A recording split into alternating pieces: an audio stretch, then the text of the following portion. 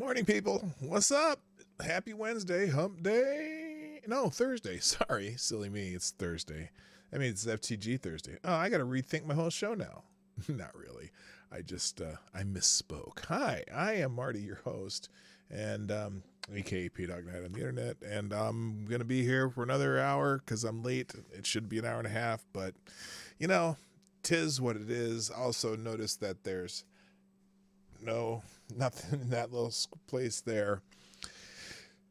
Still figuring out what happened to my my window there. So I could add a new one, but I'm not going to because I'm changing this whole set anyway over the weekend, and it'll be a whole new thing. So I'm not going to spend a lot of time working on this one. Anyway, I hope you're having a lovely day. We're going to talk about, well, it's FTG Thursday, and we like to say FTG about some things, but I found some articles. We're going to make some fun of some shit and go home like normally.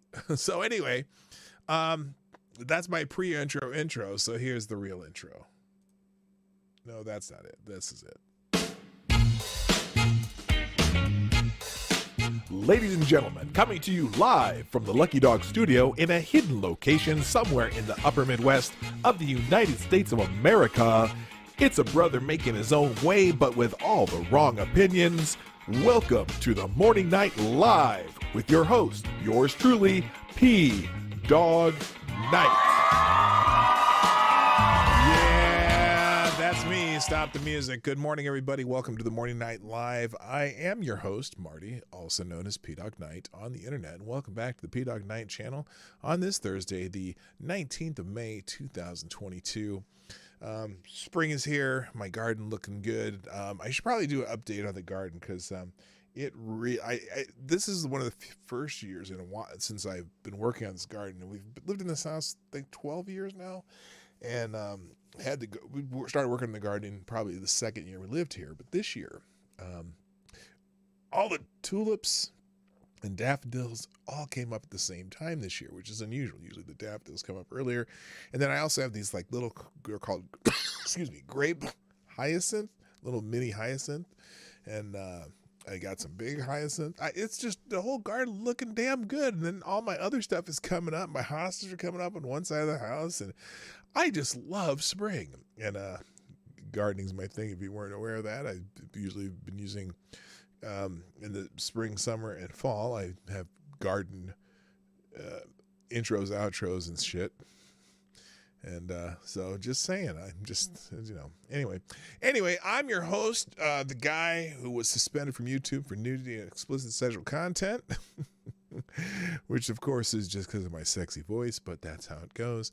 And welcome to the show. Let's say good morning to everybody, and then I'm going to get into it because it's FTG Thursday, and you know what we do on FTG Thursday. Well, we drink coffee for one. Yes, resist fascism. I still have that merch on my PDawgKnight.live thing. Oh, you know what I got to check? See, now after I got suspended, I'm not 100% sure. Let me check PDawgKnight.live for a second, because PDawgKnight.live. There we go. Let's try that. Let's see. Does the show showing up over there? Because I don't know if I ever reset it so it would work again. Come on, something. Oh, it is there. So if you want to watch the show over there, in fact, let me click this. I want to see where it is. I don't want to turn that down. Oh, the only thing you can't see is the chat. Okay, so you can't necessarily participate in the chat over there, but you can donate. You know what I'm saying? You can donate over there. So oh no, the chat is there. It is over there. So there you go. Sweet. So anyway, if you go to PDawgKnight.live, you can watch the show. You can participate in the chat. It has a YouTube chat box, so everything you can do in a YouTube chat, you can do on this one. And then the Streamlabs thing's right there. So that's a good place to watch the show. Watch the show in PDawgKnight.live. And or if you want to do YouTube super chats, I don't know if you can. Oh wow, no, that's weird. You can't. Oh, I don't. That's not my own channel. I can't do chats on my super chats on my own channel anyway. So anyway, yeah, watch the show at PDawgKnight.live, and you can. It's full functioning. So there you go. All right. Good morning. First in the chat today was our friend Maddie, who gets the bell. Well, oh my God, that's not what I meant to do. Let me try to figure it out. There you go. Thank you, Maddie, for being there. I'm sorry. This is the right horn. There you go. That's the Maddie horn. I clicked, as opposed to the Matterhorn. But I hit the wrong horn. I feel bad. Also, good morning to our friend Advocatus Diablo, the Devil's Advocate, Mike Savage, Blarg, Rotten. Did I just see Rotten Corpse? I saw Rotten Corpse in my mentions. I just saw it after it looked like Rotten Corpse. Anyway, Somnable Nation's in the house, and also Aaron Meredith, Neon Leon, Jim Beam, Black Hebrew Israelite. That's right. Simon Wolfwood. I always say that wrong. I don't know why. I think is there a character in the Harry Potter series called Wormwood? Does that ring a bell? I don't remember. When my kids were. We used to read the Harry Potter books to them. Every time a new one would come out, we'd get it, and that would be our nightly reading. And I think that started when my kids were like 6. And but it's the Wormwood sounds familiar. Anyway, also good morning to DI Freighter Watcher. Welcome back. And also Rotten Corpse, there you are. I see you. Brett Hayes. CNN sucks, the most redundant name on the internet. Also Moon. Moon is in the house. Hi Moon. Nice to have you back. Also good morning, Plague Dr. Zach. And did I miss some people? This thing skipped, didn't it? I hope I didn't miss anyone. If I did, I'm sorry. I'll catch up. Hope you're all having a lovely day. Wormwood is a character from the Screwtape Letters. Oh, that's right. C.S. Lewis. I know it's from something I read before. Oh, Zach Osborne's in the house, a.k.a. Plague Dr. Zach. Welcome. That's right. From the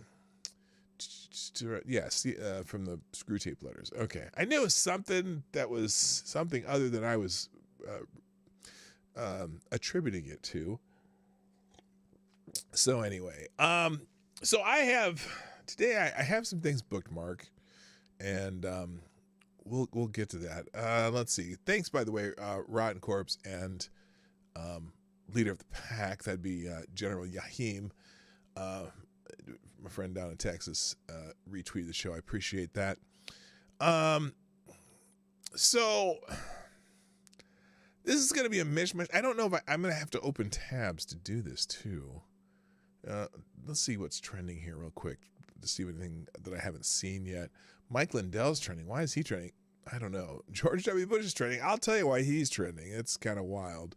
In fact, let me. I'm going to open that one up, and let's see. Put that over here. I definitely. Oh boy. W stuck his foot in his mouth, which I guess is not 100% unusual, but boy, did he stick his foot in his mouth over the weekend. Let's see, there it is. I'm going to put it right next to that one. Anyway, Jaeger Pony, my favorite Canadian in the house, Tyler F., John Arnott, good morning to you all. All right, let's get into it. Let's start with the cover. And you saw the cover, and I don't necessarily like this subject because this is one of those subjects that I sometimes could be at odds with the gurus at YouTube. And I don't know how much longer you're allowed to not have a correct opinion about this, but for now, we're going to try. I'm just cleaning up my desk here while I'm talking to you. Just because, you know, and also on Twitter too. I don't know how long you're allowed to, although with Elon Musk coming back, you'd probably be allowed to talk about this. But there's a, I don't know what hearing it was from. I don't know where this woman came from, but this looks like a congressional hearing. And there was a young lady at the congressional hearing. Her name's on their name tag there. And I just don't get naked. Yeah, I try to avoid getting naked on stream. So this is at a congressional hearing. And I'm going to just show you the clip here. And it's indicative of what is happening in our society. What should be trending is the Republicans cheating themselves in Pennsylvania, proving they are the same as the Democrats. All hail to the Uniparty. They always win people always lose. I'm not sure which race you're talking about for 100% because, well, anyway. All right, here's the clip, and someone named Mr. Bishop apparently is a Congress critter, and he's having a conversation with someone testifying, I believe, having something to do with abortion stuff. But here's the question. What do you say a woman is? I believe that everyone can identify for themselves. Okay, so it's a hearing on access to abortion services. Wait, what was her answer? What was that answer she just gave? He asked, what is a woman? I believe that everyone can identify for themselves. Did that sound like an empirical definition? Is a definition subjective? I'm curious. Anyway, here's more. There's more of this on this one. This is good. Do you believe then that men can become pregnant and have abortions? Yes. What do you say? Okay. Yeah, she does sound like a 12-year-old. So I'm not 100% sure what hearing that was from. But this is fascinating. Now there's some reaction to this. I should go back to this a second. I'm looking at there's some of the replies along here. Now there's someone here. So some of the replies to this, and this is just a tweet by James Woods, who I've seen him on Twitter recently a couple times, but he self-banned himself for a long time. But anyway, did you ever think that anyone would be having that conversation? Seriously, how did we get so insane? How does any old school or even moderate Democrat vote or stay in this party? Then this Monty Python Loretta skit, if you've ever seen that, that's pretty funny. I'm not gonna play it. Now someone down here, maybe quote men, end quote, as in quote female humans who identify as men, end quote. Okay, yeah.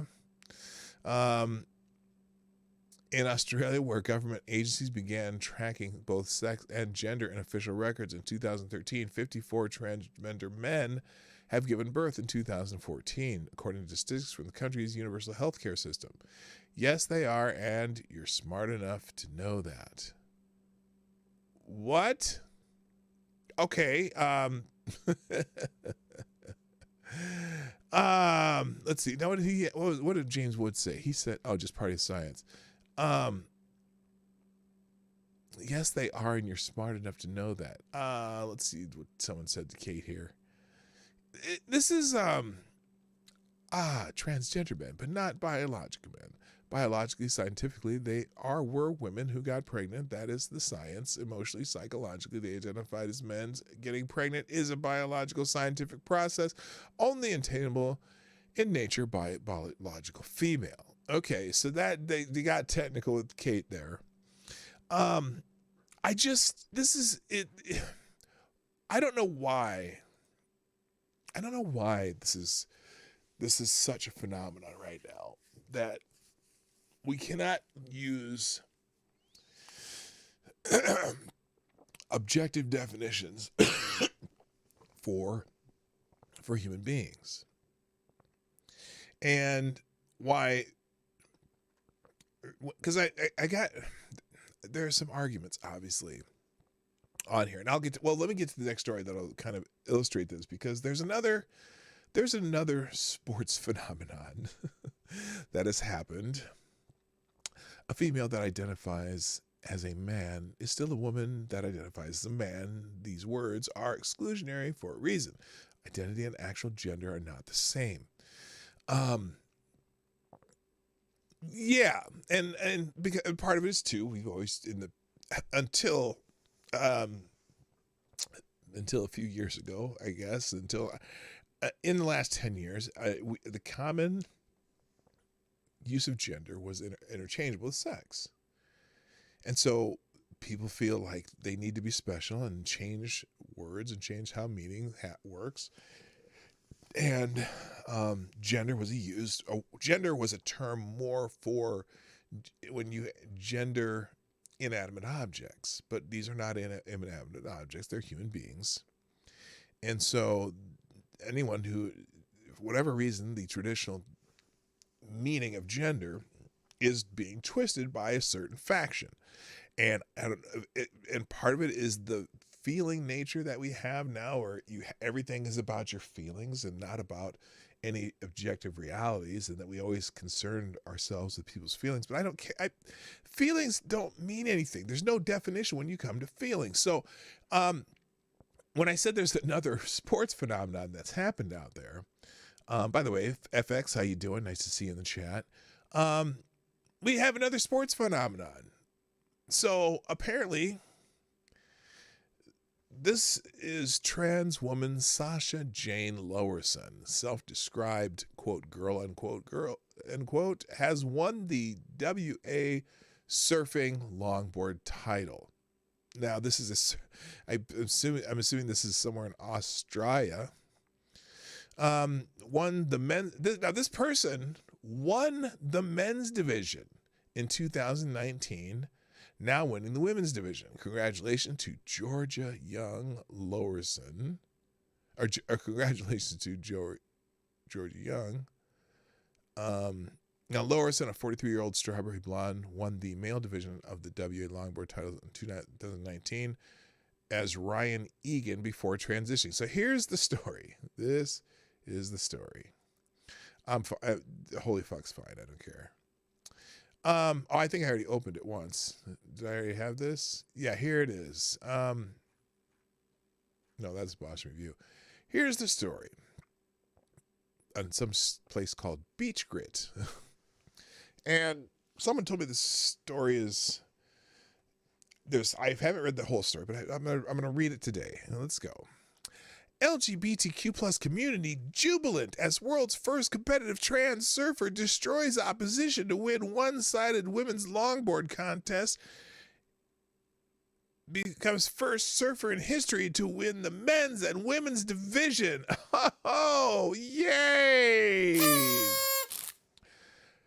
To be the first trans woman competing in surfing hasn't been an easy ride emotionally, but the amount of support I've been showed has been phenomenal. Surfing's first competitive transsexual surfer, Sasha Jane Lowerson, has continued her dream run through the women's division of the Western Australian longboard title. Hello, Nomad. Stop. Hammer time. We might have to start explaining that someday. I don't know. Anyway, let's see. Surfing's first competitive transsexual surfer, Sasha Jane Lowerson, has continued her dream run through the women's division of the Western Australian longboard titles, winning the Open Gals crown easily. In the final, Lowerson, a 43-year-old strawberry blonde. Why? Who cares what color her hair this person's hair is? Anyway, the 43-year-old strawberry blonde who has ridden stupidly big Waimea and who won the male division of the WA longboard titles in 2019 as Ryan Egan, whom Lowerson talks about in the podcast below, before transitioning, comboed one surfer, and other three gals needed 9 pluses to win. I don't know what that means. So there's the scores, 1 by 4.07, whatever. The triumph was a sweet return for Lowerson, who says she was close to killing herself a few months back, even had a few swings at it. Depressed as hell, Lowerson gave up surfing, shaping. Why? This sentence doesn't make sense. But once she decided to transition and the female hormones kicked in, woke up one day in February, felt a little better, called up Surfing Australia and said, this is me. The last time I competed in your Australian titles, I was third. What are you going to do? I was pretty frank about it. We can do this both two ways. We can do it together and make it amazing, or we can do it terribly and it's a circus and you guys are the only ones who are going to come out looking silly. I'd prefer not to go through that. Head judge Glenn Elliott was super cool, says Lorison, and told her he'd love to see you still competing. Laura says, to be the first trans woman competing in surfing hasn't been an easy ride emotionally, but the amount of support I've been showed has been phenomenal, and I'm so grateful to be involved, welcomed, and embraced with the longboard community in Australia. Inspirational. So, and there she is, Miss Australia.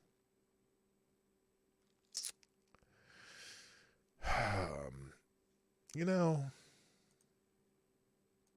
I hate to say it, but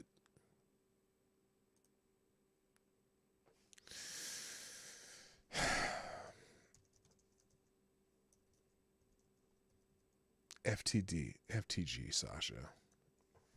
I just can't. Hello, Moon. Thank you. Oh, Moon, you are the Streamlabs superstar sponsor of the day. Thank you for sponsoring the show, my dear, with the big bullet in the tip jar. Moon says, hi, Dawg Knight. I missed you while you were gone. I love your videos. I hope to see you get your 900th video. You're amazing. Well, thank you, Moon. You are awesome, too.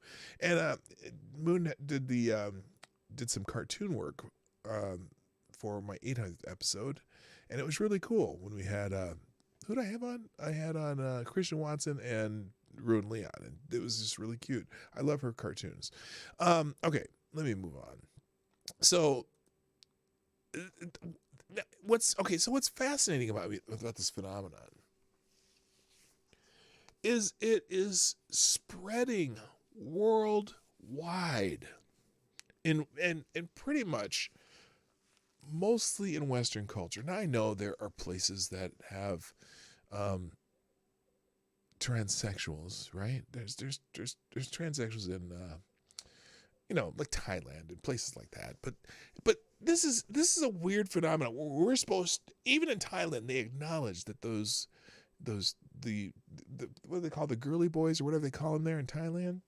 They acknowledge that those are males, right? They don't try to make them be some other gender, whatever. And this is just, I really, why is this happening in Western culture? Are we so,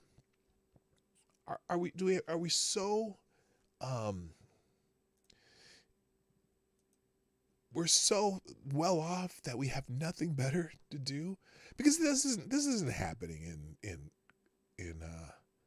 it's not happening in what am I trying to think of here? I wouldn't say primitive. I guess less well-off cultures. I mean, there's other things to worry about. I don't think it's just weird that this is all happening and it's being thrust upon us in the entire what we deem as Western culture. And I know Australia is not in the West, but we always try to mix them into Western culture because they're, they have a relationship to Britain and whatnot. But anyway, it's just weird. Anybody? Ladyboys, that's it. And it's becoming tiresome. And so I'm looking at some of the comments though on this. And there's someone in this this tweet thread who's having an argument. Let me see if I can find it. Oh, I don't know. Oh shoot. I forgot that this is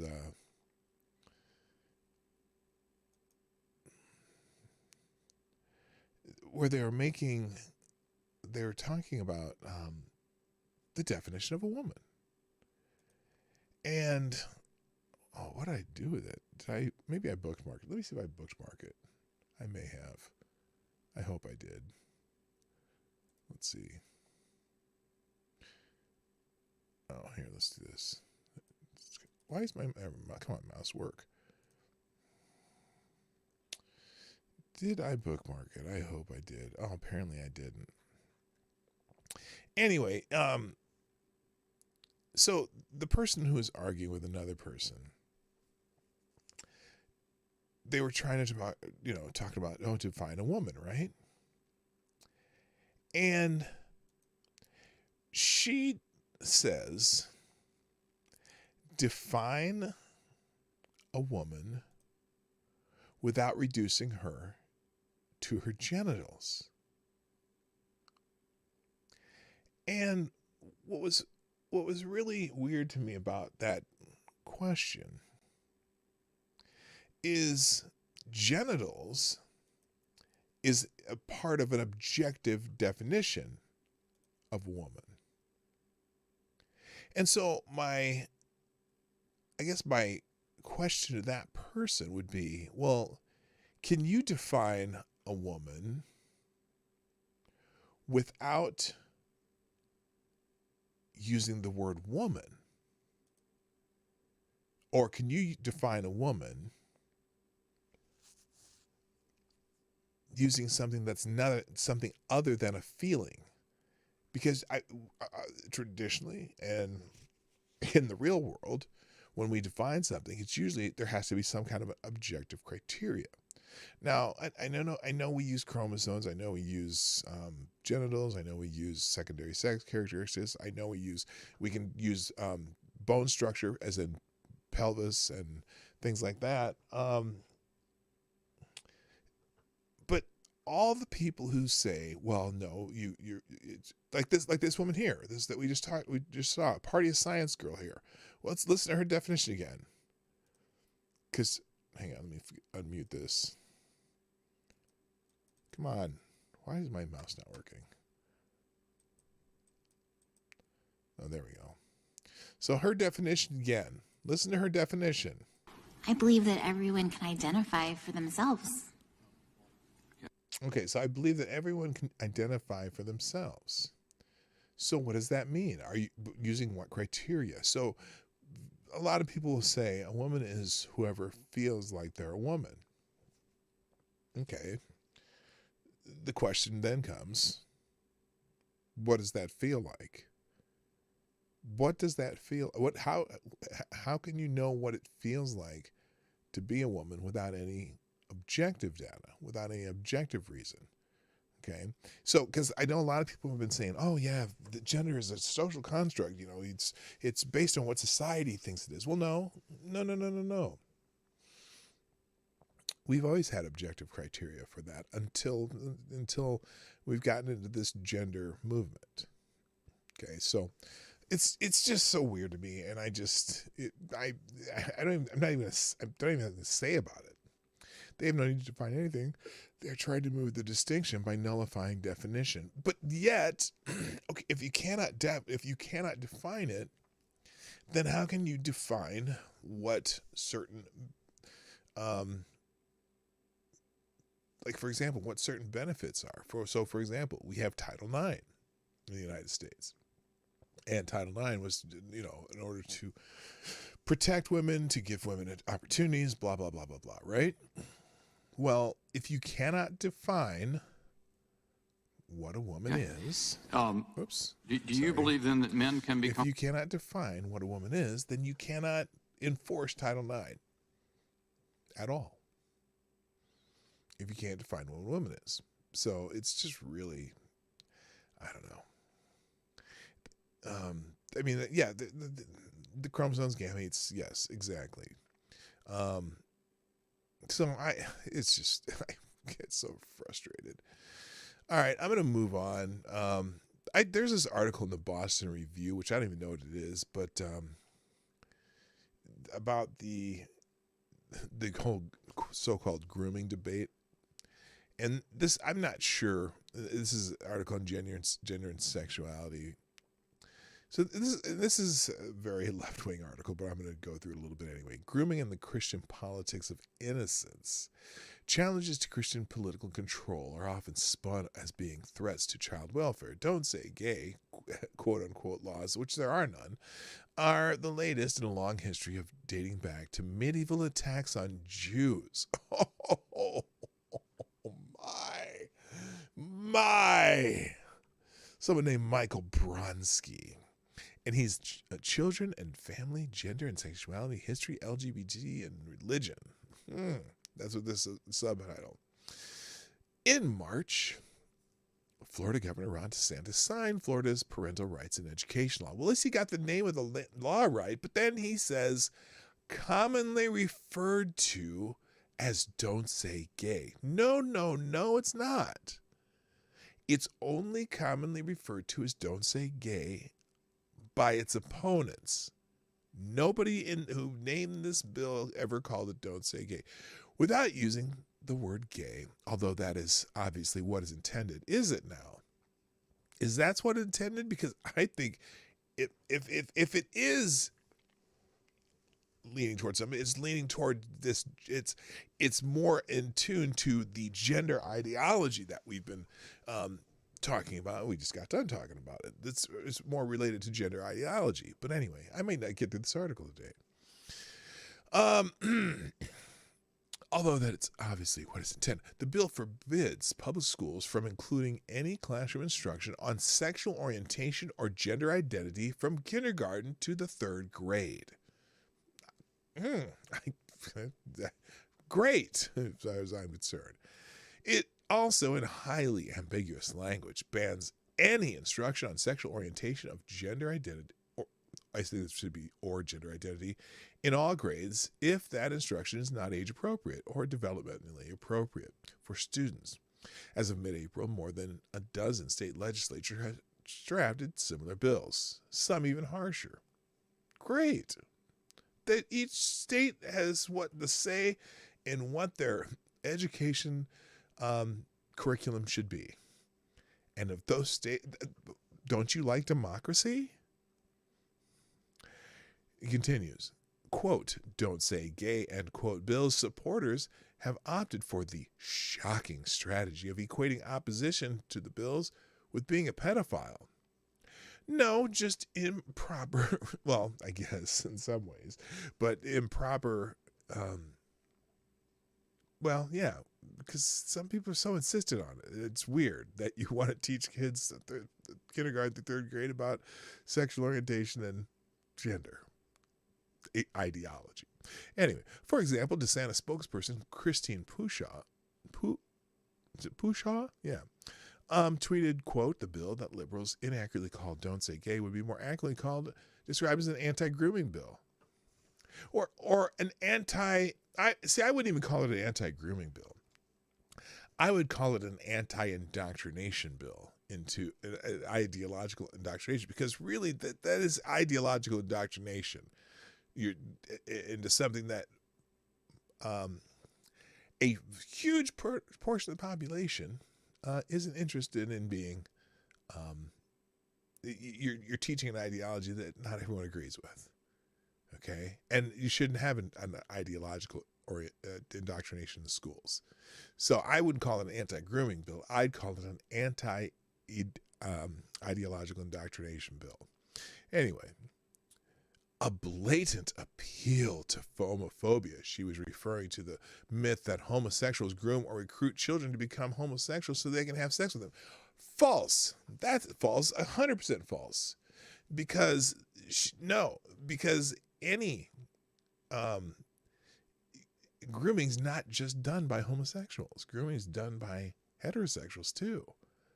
And so having sexual conversations with young children is taboo no matter what. I don't want the priests doing it. I don't want the teachers doing it. I don't want the firemen doing it. I don't want the police doing it. Okay? I don't want my neighbor's kids' parents doing it. Okay? And that has nothing to do with being homosexual. But anyway, she quickly followed that up with, if you are against the anti-grooming bill, you're probably a groomer, or at least you don't denounce the grooming of 4 to 8-year-old children. Silence is complicity. Now that is hyperbolic as far as I'm concerned, but I also think that it's throwing a tactic that the left often uses to argue things that they want. If you're against this, then you're probably a really bad person. If you're against anti-racist ideology, if you're against Kendi's version of anti-racism, then you must be a racist. No, I'm not a racist. I just think Kenny's approach is wrong.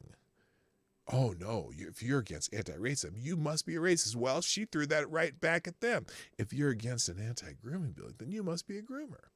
Thank you, Tyre Alexander, for sponsoring the show.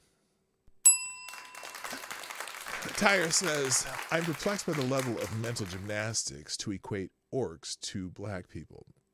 I am at awe by the level to equate self-defense to murder. But the level to equate gays to Jews is near mythic. I know, isn't that weird how they they do that? All right, let's see.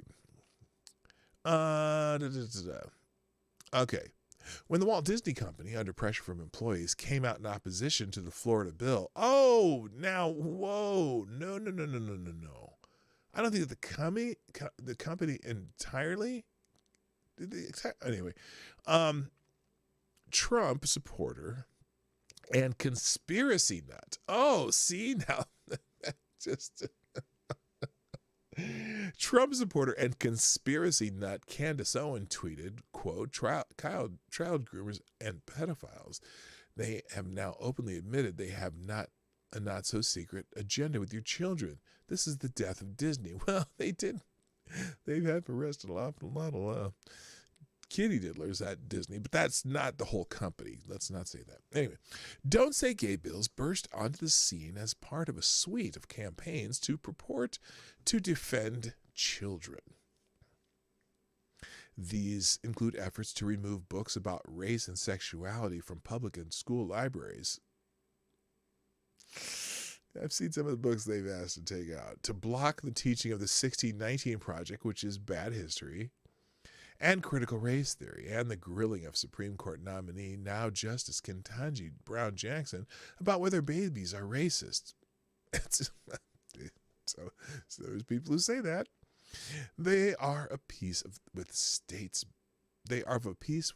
bills, such as in Texas, that prohibit medical care for transgender youth. Prohibit medical care? Pardon me? Oh, you mean like surgeries, like cutting shit off of kids and hormones for kids. That not medical care, like you check up and regular immunizations and whatever sports physicals. No, that's not. It doesn't prohibit medical care for if a transgender youth, if there is such a thing, breaks their arm. I'm pretty sure they're going to get medical care. You're talking about that other stuff. Which such laws have legally labeled child abuse, and well, there's a debate on that. Maybe you're on one side of the debate and I'm on the other, but that's certainly something to debate. And cite grounds for parents to have their children removed from their custody. Oh, well, but and I'm pretty sure this person who wrote this has no problem saying that a 8-year-old who says they're transgender, they're different from their sex that they were born. I'm pretty sure you would just love to have them removed from that home, though, wouldn't you? You would usurp the parents for the other, just the opposite direction. These have built on the pre-existing sentiments and laws that ban transgender athletes from competing in sports. No.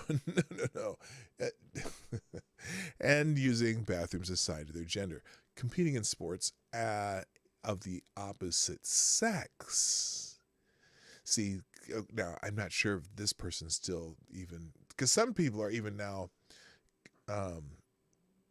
conflating sex and gender, saying that, well, I'm not, never mind, you know what I'm saying. These laws have built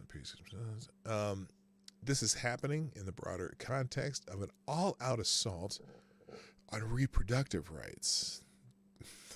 These include attempts to criminalize the sale and use of medication, abortion pills, criminalizing helping women to obtain abortions, and the likely repeal of Roe v. Wade, all under the rhetoric of protecting the most innocent of all humans, the unborn child.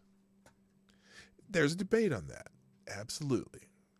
The deluge of laws concerned with the protection of children is continuous with time-tested culture war strategies of the religious right. Really, is it just the religious right? Because I'm not all that religious, and I'm on board with some of these laws. Some I don't know, but that's a debate. That's what we do in a democracy. Remember, you all care about the democracy so much? Yeah, this is part of how the democracy works. In the past 75 years, since the end of World War II, waves of progressive reform have profoundly changed the U.S. cultural and political landscape with regards to civil rights, women's feminism, immigration reform, environmentalism, social justice, and LGBTQ equality. All of these have been met with resistance. The frantic backlash to these changes from conservatives and traditionalists always seek to reinstate a blinkered vision of an idealized past. Okay, a lot of those things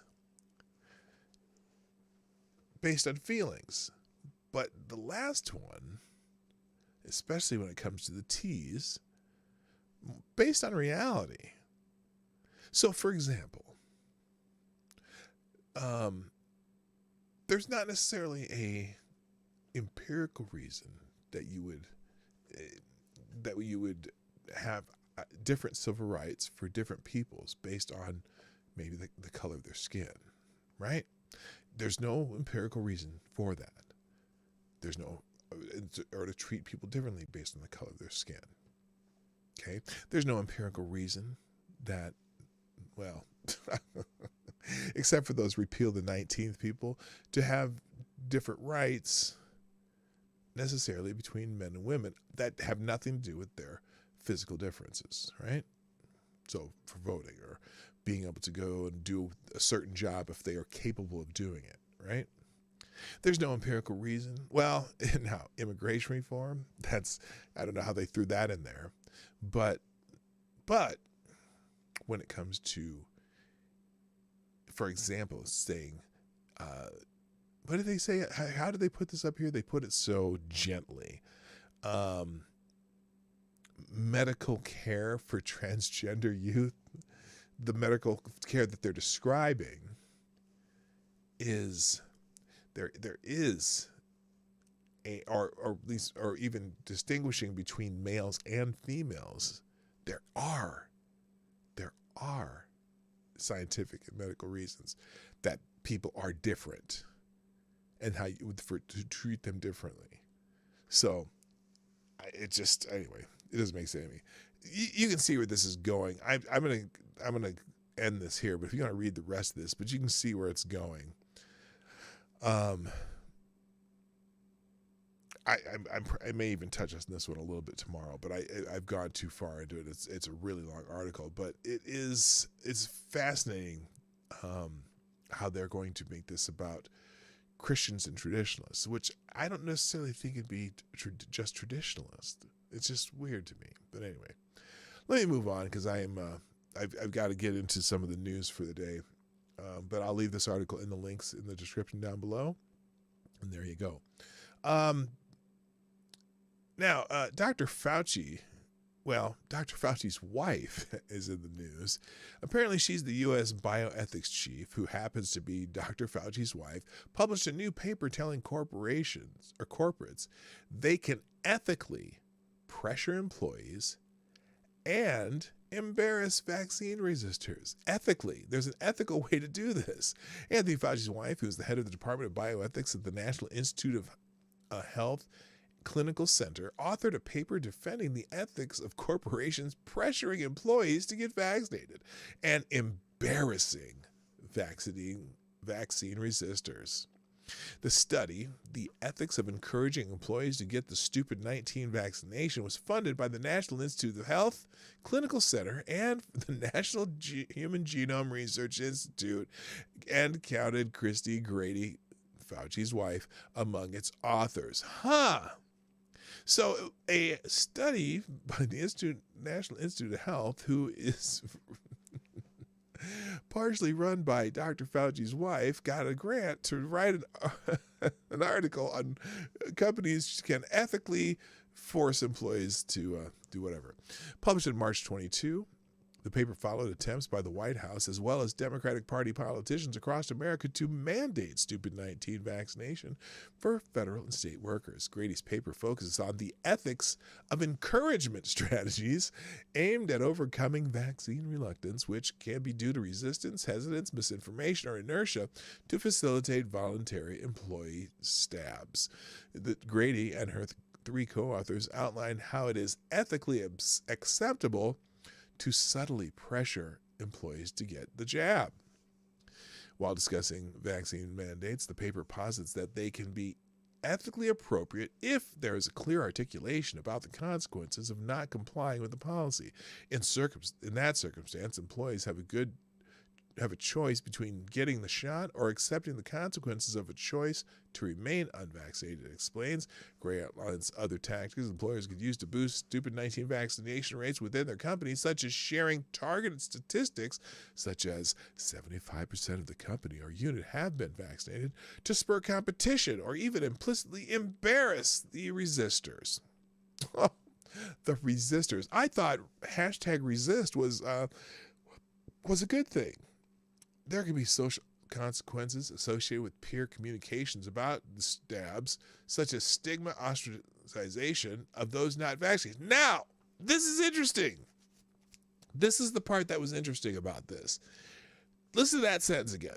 There can be social consequences associated with peer communication about vaccination, such as stigma and ostracization of those not vaccinated, the paper asserts. Now, so that means a way to let your coworkers know what your status is? I thought there was something that prevented that. Individuals who choose to make the workplace less safe for others through their vaccine refusal should be able to foresee the possibility of this kind of social consequence, it continues, appearing to endorse the aforementioned stigma and ostracization of an individual's unvaccinated. When a policy is tied to group vaccination metrics, unvaccinated employees may feel implicit or explicit pressure from peers or supervisors to help the group meet its return to work goals, Grady and her co-authors outlined before describing the approach as ethically appropriate. Well, so anyway, so she wrote a paper on how to how to pressure employees on the jab. Wow, that's fascinating. FTG, I'll just put Grady. Anyway, all right, let's move on. Oh, by the way, did you hear about this? The Disinformation czar has resigned. What do they call her? Mary Poppins of misinformation porn. So following criticism that she did on her own spread disinformation, which she did, the Department of Homeland Security put a pause on Monday on its disinformation board after the truth czar, who resigned Wednesday, came under fire for spreading disinformation herself, the Washington Post reported. Now, oh boy, is this the one written by Taylor Lorenz? Hang on a second. Yes, it is. So wait till you get this. So the DHS shut down the board money. Now remember, this when they say shut it down, they just mean this is a temporary setback. I have no doubt that this board is still they're gonna try to make this work. But anyway, they shut down the board Monday, and Nina Jankowicz, who was tapped to lead the department, drafted a resignation letter Tuesday, according to the Washington Post. Jankowicz was reportedly pulled into a meeting late Tuesday night, however, with officials giving her the chance to stay on as the department determines whether to move forward with this highly polarized board. Jankowicz formally resigned Wednesday, according to the Washington Post. Taylor Lorenz, yeah, everybody's favorite. Anyway, and here's Taylor Lorenz's tweet. Update. Nina Jankowicz has officially resigned from the Disinformation Governance Board and the DHS. Just 3 weeks after its announcement, the Disinformation Governance Board is being paused, and intra-department DHS working groups focused on disinformation have been suspended. Good! The decision comes as Jankowicz faced extreme backlash for pushing disinformation. Jankowicz attempted to discredit the Hunter Biden laptop story as a Trump campaign product while speaking to ABC News in 2020. During the second presidential debate, Jankowicz posted that President Joe Biden cited 50 former National Secretary officials and 5 former CIA heads that believe the laptop is a Russian influence op, and others. We've gone through a lot of the disinformation they did. But anyway, so temporarily they're gone. In a week, they will roll out the Bureau of Smiles and Unicorns and Warm Feelings. Yes, they will still have their own little propaganda groups. I'm going to put the Washington Post story. I'm going to have. Did they make this? Oh, looks like they made this available to everybody. Well, I don't care. I'm going to go with the archive version because. Well, just because I don't. They don't need the clicks, and just in case you're locked out of it. Oh, that's not in there already? That's wild. You would think that would be already in there. Anyway, moving on. The new White House press secretary claims the reason they're shutting down the board was because of disinformation. she had this. Did we do this one with Steve Ducey? I don't think we did. Where's the link? Oh, they don't have it in here. Anyway, new White House press secretary Karine Jean-Pierre argued that disinformation spread by critics of President Biden's administration were responsible for putting the Department of Homeland Security's Disinformation Governance Board on hold. Jean-Pierre took questions on the topic Wednesday at a press briefing after it was announced earlier in the day that the board was on hold. And the woman who had been tapped to head it up, Nina Jankowicz, has resigned. So Ducey asked her, last week you guys said you needed the Disinformation Governance Board to make sure freedom of speech is protected across the country and that these platforms are not used as forums for disinformation. What changed?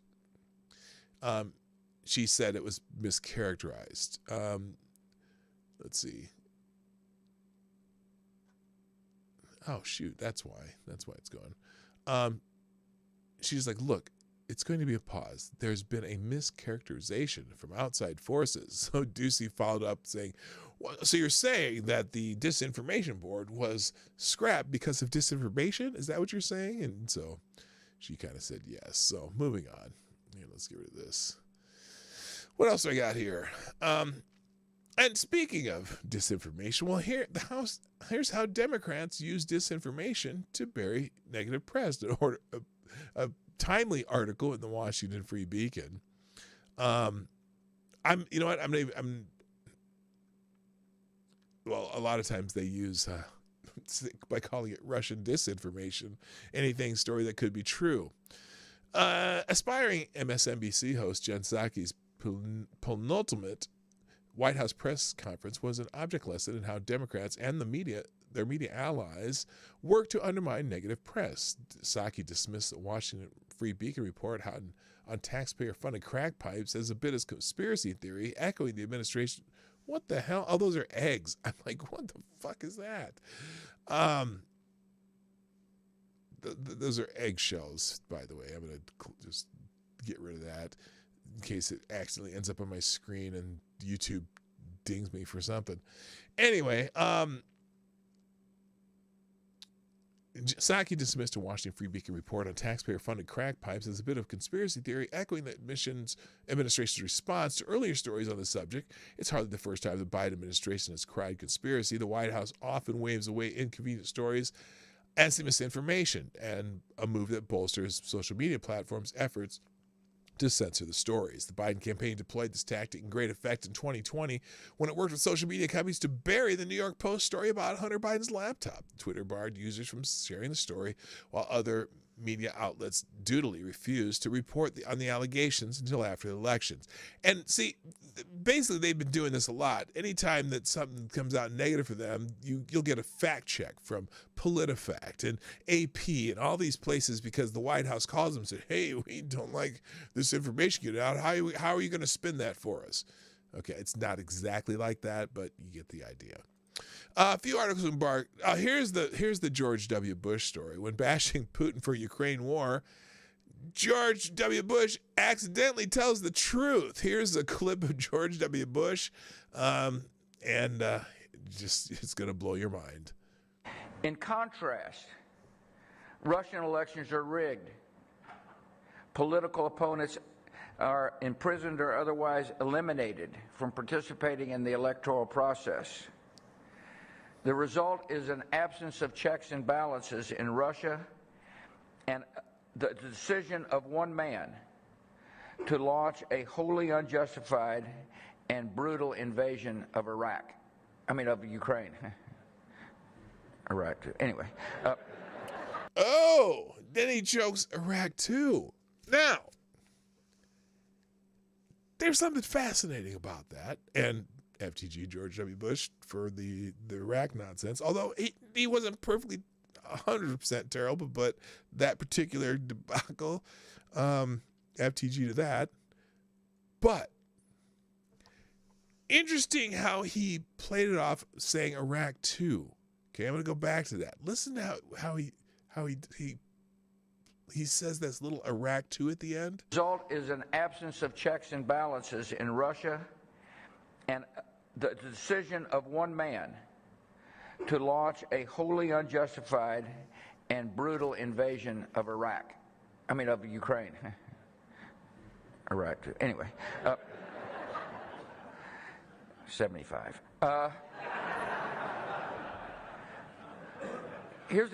So that one got me to wondering, because, and the people are responding, the biggest Freudian slip of the century. My dude's subconscious straight up confessing something he's been feeling probably since 2003. What a slip up. The universe works in mysterious ways. An amazing gaffe from Bush as a reminder. The grandiose freedom agenda doctrine he invoked to justify the war in Iraq is now being redeployed with only minor variations to justify the U.S. proxy war in Ukraine. Ooh, ouch. This from Liz Cheney and Jake Auchincloss is Bush 2.0, where they say, in defending Ukraine's democracy, we stand up for our own. In combating tyranny overseas, we strengthen our freedom at home. That's straight out of George W. Bush's playback. George W. Bush didn't do a Freudian slip. He did a Freudian confession. That's John Fusgang, who hates Bush. But so it makes me wonder, in the spirit of Led Zeppelin, who made the decision on Iraq? Was it him? Was it George? Because the way he said that, Iraq too. But he's the president, right? Who pushed him into going into Iraq? Was that the defense contractors? Who knows? I don't know, man. Because we're about to give $40 billion, at least a large portion of that $40 billion of money that's supposed to be going to Ukraine directly to the defense contractors. Just saying. All right. Then Breitbart has this is kind of a dumb one. It's saying that Mexico's shelves are stocked with baby formula amid U.S. shortage. Now, some people are blaming the U.S. shortage on Trump and the NAFTA, not the NAFTA. What's that trade agreement they did? But anyway, they're showing pictures of how the baby food formula shelves in Mexico are just filled to the brim, and apparently the ones in the United States are empty. Of course, there was some regulatory reasons why we're having trouble with baby food right now, baby formula, and because of that one plant that went down because of some bacteria that got 2 kids sick. So they shut down the entire plant. The FDA did, and then they, for whatever reason, they realized it wasn't the same bacteria, but they still kept the plant shut down. And so now we have this baby formula shortage. So now Joe Biden is invoking the Defense Production Act on baby formula after months of failure. Now, I'm curious about this. So they've allowed this plant to reopen, right? So I got a feeling that they're going to go into production in full force. So I'm not sure why we need the Defense Production Act on this, but that's what he's done. President Joe Biden announced Wednesday he would invoke the Defense Production Act to ramp up the production of baby formula after months of failing to address the crisis. The White House released a video of Biden speaking from the Oval Office, reassuring parents he understood they were worried about their children. Biden's action took place after 20 Democrats and Republicans, led by Representative Josh Gottheimer, Democrat from New Jersey, introduced a resolution urging the president to act. The president issued a memo to Secretary of Health and Human Services, Xavier Becerra, invoking the act, even though he insisted his administration has been working on it for months. The federal government has worked. Let's see. The federal government has worked for several months to address the shortfall of infant formula, but additional measures are needed to ensure an adequate supply of infant formula in the United States, he wrote.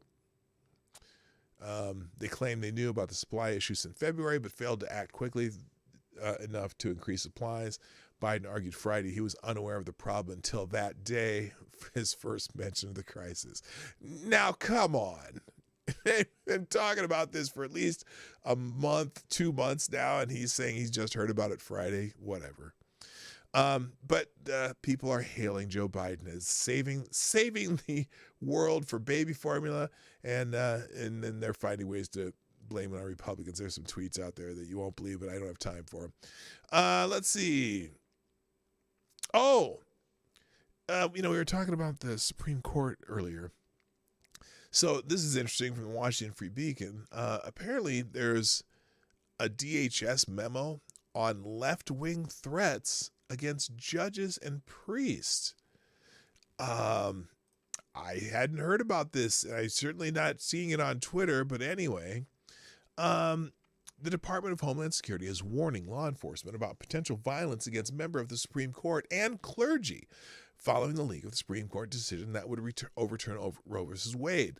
A memo from the agency's Office of Intelligence and Analysis, first reported by Axios but obtained by the Washington Free Beacon, outlines the potential for threats to public safety in response to the abortion debate.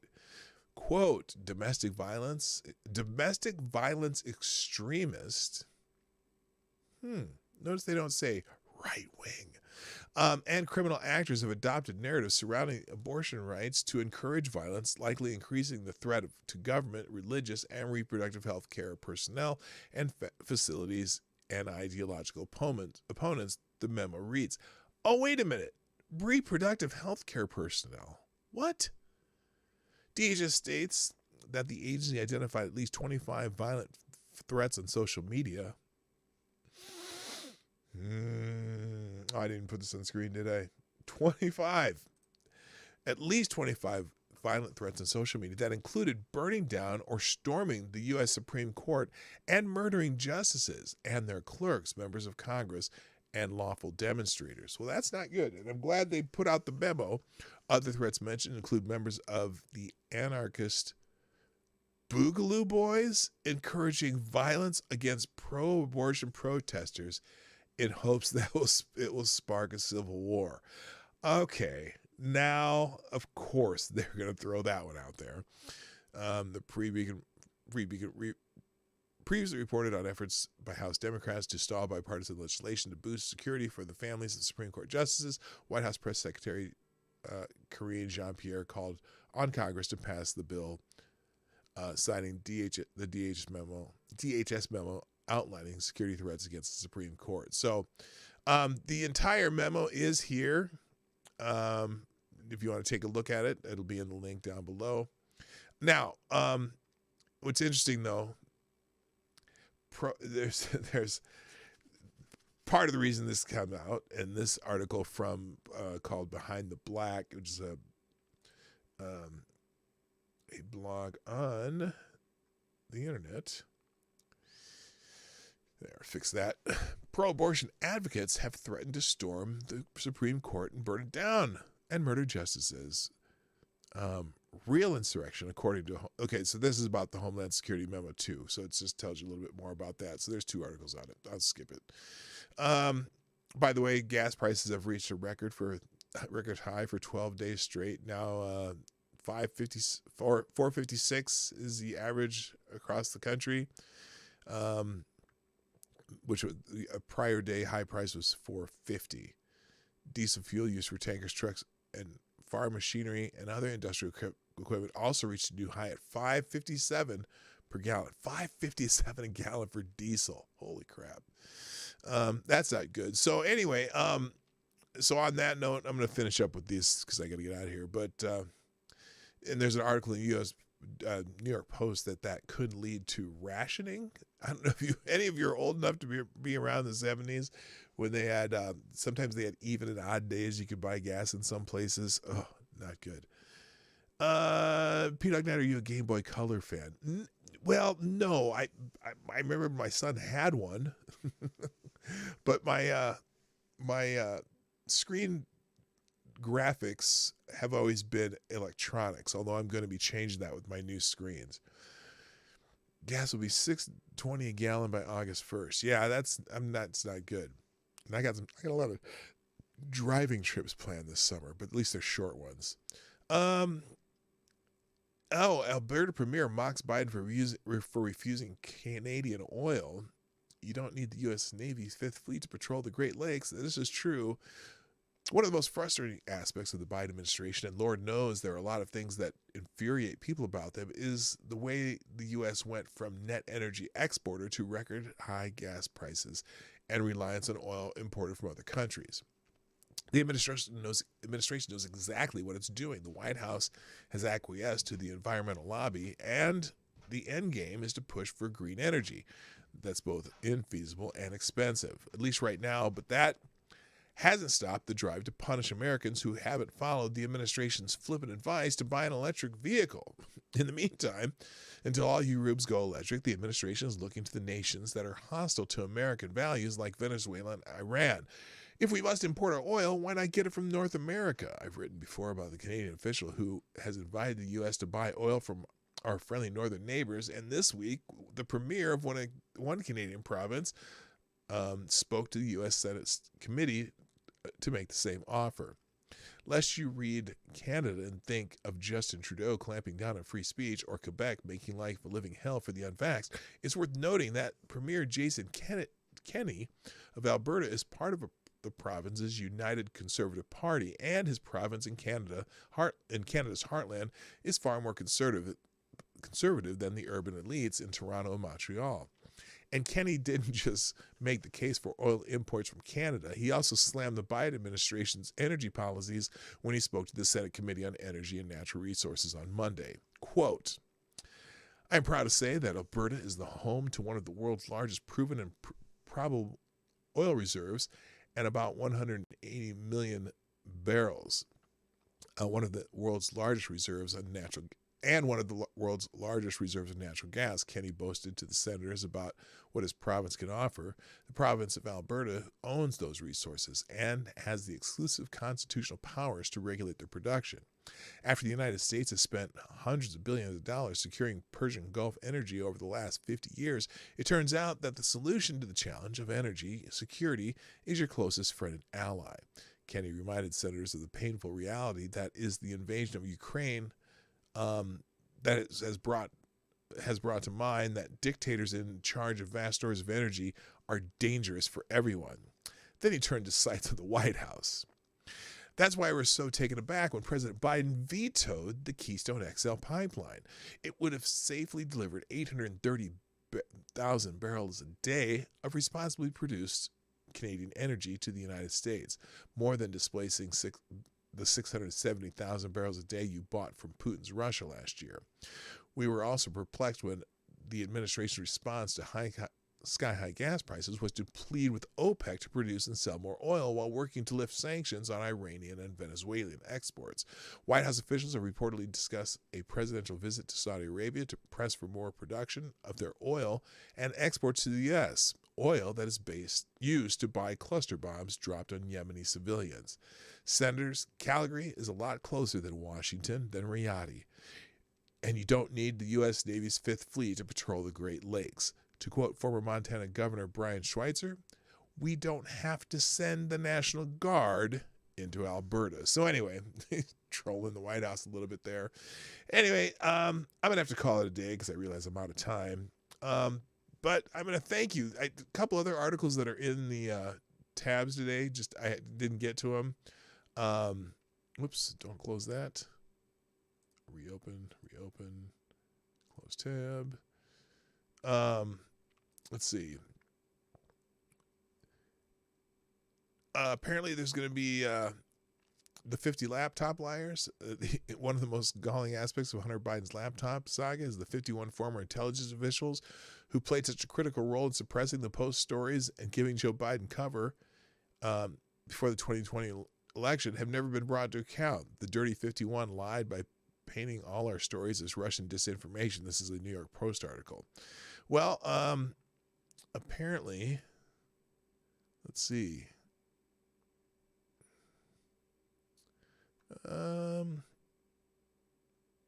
Some of them are going to be in trouble, apparently. I don't know. Well, I now that I've lost my links here, I'm not really sure. Anyway, and then there's also an article in the Federalist: Spygate conspirators start selling their hoax to a Washington D.C. jury, but the facts don't fit. That's the Michael Sussman trial is going right now, and I'll get into that. There's is it Technofog? Technofog is following that trial very closely. We'll get into some of that tomorrow.